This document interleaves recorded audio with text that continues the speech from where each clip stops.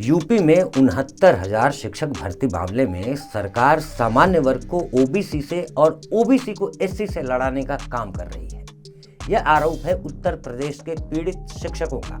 अब सवाल यह है कि ये पीड़ित शिक्षक हैं कौन?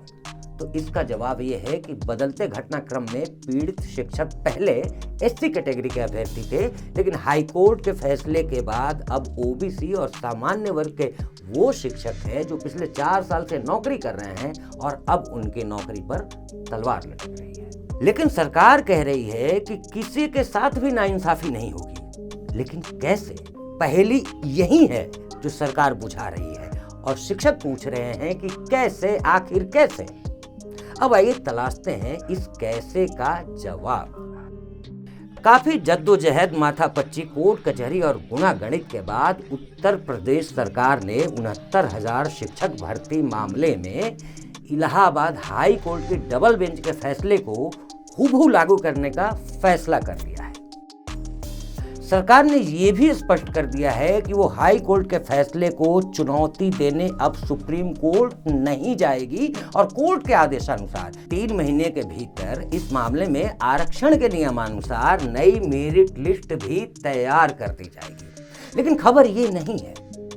नई खबर ये है कि योगी सरकार ने हाई कोर्ट के फैसले को मानने से इनकार भी नहीं किया है, लेकिन साथ ही यह वादा और इरादा भी जताया है कि किसी के साथ भी नाइंसाफी नहीं होगी। इस बारे में मुख्यमंत्री योगी आदित्यनाथ ने एक्स पर एक पोस्ट के जरिए सरकार की मंशा से सबको अवगत भी करा दिया है। अब यहीं से यह सवाल पैदा होता है कि आखिर ये कैसे संभव है कि सरकार कोर्ट का फैसला भी मान ले, नई मेरिट लिस्ट भी तैयार कर दे और किसी के साथ अन्याय नहीं होने का दावा भी करे। इस बात पर ध्यान दीजिएगा कि मुख्यमंत्री सार्वजनिक तौर पर यह भरोसा दे रहे हैं कि किसी के साथ भी नाइंसाफी नहीं होगी, क्योंकि किसी के साथ भी अन्याय नहीं होने का मतलब तो उन दोनों तरह के अभ्यर्थियों से है, जिनमें एक तो वो जिनको आरक्षण का लाभ नहीं मिल पाया, जिसकी वजह से वो बहाल नहीं हो सके, और दूसरे वो जो सरकार के गफलत में 4 साल पहले शिक्षक के तौर पर बहाल तो कर लिए गए, लेकिन अब नई मेरिट लिस्ट तैयार होने की सूरत में उनकी नौकरी पर तलवार लटक रही है। दरअसल गलती इन दोनों में से किसी की भी नहीं है। गलती तो सरकार से ही हुई है, जिसको कोर्ट के जरिए अब सुधारा जा रहा है। ऐसे में नई मेरिट लिस्ट आने से जिनकी नौकरी जाएगी, क्या सरकार उनके लिए जिम्मेदार नहीं है? क्योंकि उन्होंने अपनी जिंदगी के कीमती 4-5 साल इसमें खर्च कर दिए। इस दौरान अन्य नौकरियों के लिहाज से कईयों की उम्र निकल गई होगी, कईयों के पास अब कुछ और कर सकने का विकल्प नहीं बचा होगा, कईयों की जिंदगी और परिवार आर्थिक रूप से इसी नौकरी पर आधारित हो चुकी होगी। इसलिए ऐसे कैंडिडेट्स के लिए सरकार न सिर्फ संवैधानिक बल्कि नैतिक तौर पर भी जिम्मेदार तो है ही।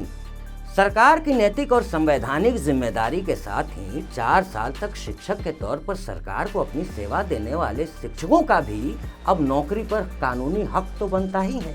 ऐसे में अपना हक पाने के लिए वो खुद भी सुप्रीम कोर्ट जाकर सरकार के इस निर्णय को चुनौती दे सकते हैं। बिल्कुल वैसे ही जैसे आरक्षण के वाजिब हकदार लेकिन आरक्षण से महरूम अभ्यर्थियों ने इलाहाबाद हाई कोर्ट का दरवाजा खटखटाया था। हालांकि अब ऐसी खबरें भी सामने आ रही हैं जिनके मुताबिक वो शिक्षक जिनकी नौकरियों पर सवालिया निशान लगा है, वो कोर्ट जाने की भी तैयारी कर रहे हैं। लेकिन अब तक कहीं ना कहीं इन शिक्षकों को इस बात की उम्मीद भी थी कि संभव है कि उत्तर प्रदेश सरकार ही नई मेरिट लिस्ट तैयार करने के हाई कोर्ट के फैसले के खिलाफ सुप्रीम कोर्ट चली जाए। लेकिन अब यह स्पष्ट हो गया है कि यूपी सरकार हाई कोर्ट के फैसले को चुनौती नहीं देगी। इसका सीधा मतलब तो ये हुआ कि अब एक बड़ी तादाद में सामान्य और ओबीसी वर्ग के उन शिक्षकों की नौकरी चली जाएगी जो कि नई मेरिट लिस्ट के आधार पर अयोग्य करार दिए जाएंगे। फिर मुख्यमंत्री योगी के उस दावे का क्या होगा जिसमें वो स्पष्ट कर रहे हैं कि नाइंसाफी किसी के साथ नहीं होगी। और मुख्यमंत्री के इसी दावे से शुरू होती है वो नई कहानी जिसमें सरकार अब इस कोशिश में लगी है कि नई मेरिट लिस्ट के आधार पर उन शिक्षकों को तो बहाल किया ही जाएगा जो आरक्षण के लाभ से वंचित रह गए थे, लेकिन इसके साथ ही उन शिक्षकों के लिए भी कोई न्यायोचित रास्ता निकाला जाए जिनकी नौकरी खतरे में पड़ गई है। लेकिन अब एक और सवाल यहाँ पैदा होता है कि आखिर वो रास्ता क्या है। आखिर सुप्रीम कोर्ट में हाई कोर्ट के फैसले को चुनौती दिए बिना सरकार सामान्य वर्ग के शिक्षकों की नौकरी अब कैसे बचा पाएगी। शिक्षकों का कहना है कि इस मामले में सरकार सिर्फ कोरा आश्वासन दे रही है। सरकार बताए कि हम लोगों की नौकरी की रक्षा कैसे करेगी। अगर सरकार को अपनी गलती का एहसास और हमारे लिए अपनी जिम्मेदारी का बोध है तो सरकार सुप्रीम कोर्ट जाए और हम लोगों के पक्ष में डायरेक्शन ले आए, वरना हम लोग खुद सुप्रीम कोर्ट जाएंगे। इस तरह शिक्षकों में तमाम सवालों को लेकर तमाम संशय बना हुआ है। लेकिन इन सब के बीच लखनऊ से अब एक नई खबर भी आ रही है। खबर यह है कि पिछले दिनों मुख्यमंत्री योगी आदित्यनाथ ने बेसिक शिक्षा विभाग के अधिकारियों संग बैठक कर पूरे प्रकरण की विस्तृत जानकारी ली और जरूरी दिशा निर्देश भी दिए। इस बैठक में मुख्यमंत्री ने कहा कि ना किसी के साथ अन्याय होगा और ना ही किसी की नौकरी जाएगी। मुख्यमंत्री ने इस मामले पर वरिष्ठ अधिकारियों को न सिर्फ रास्ता निकालने का आदेश दिया है, बल्कि इस पूरे मसले पर अधिकारियों को जल्द से जल्द एक मसौदा तैयार करने को भी कहा है। और विश्वस्त सूत्रों के मुताबिक सरकार ये चाहती है कि जिन शिक्षकों की नौकरी पर संकट है उनको किसी न किसी रूप में टीचिंग के काम में लगाकर उनके नौकरी की हिफाजत की जाए। अब देखने वाली बात होगी कि सरकार बिना सुप्रीम कोर्ट गए कैसे नौकरी पाए शिक्षकों की नौकरी को बचा पाती है।